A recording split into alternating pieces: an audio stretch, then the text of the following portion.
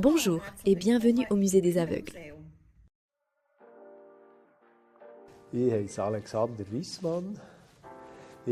Je m'appelle Alexander Wiesmann, je suis devenu aveugle à l'âge de 20 ans lors d'un accident militaire. Par la suite, j'ai fait une formation d'enseignement, je suis devenu enseignant primaire et j'ai ensuite étudié la musique et la pédagogie curative. Depuis 2007, je travaille ici à l'école pour aveugles. Dans ce sens, les lignes de guidage sont quelque chose d'agréable. Avec la canne, quand j'ai une ligne de guidage, je peux en principe me détendre. Je trouve ça génial. La ligne de guidage est très utile dans beaucoup de cas.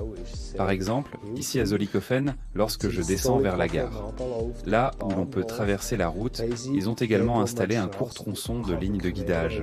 C'est tout simplement une sécurité supplémentaire, car elle guide aussi vers le passage pour piétons.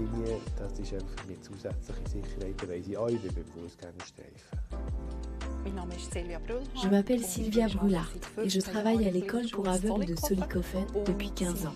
Et depuis 3 ans, depuis que le musée est ouvert, je suis également en charge du musée qui appartient à notre école pour aveugles. Notre objectif est de rendre le thème de la cécité et de la déficience visuelle accessible au plus grand nombre.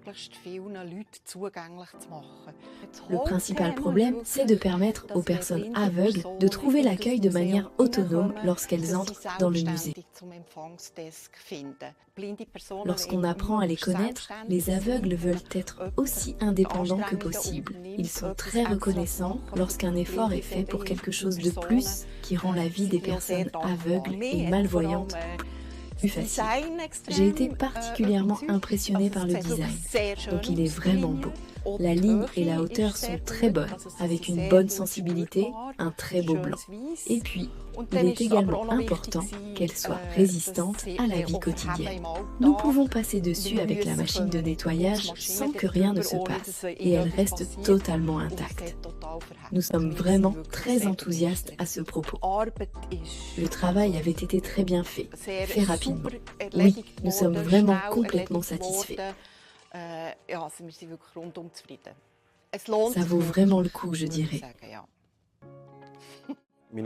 Je m'appelle Denis Pintarelli, je travaille chez Signal SA. Je suis chef de produit dans le domaine du marquage.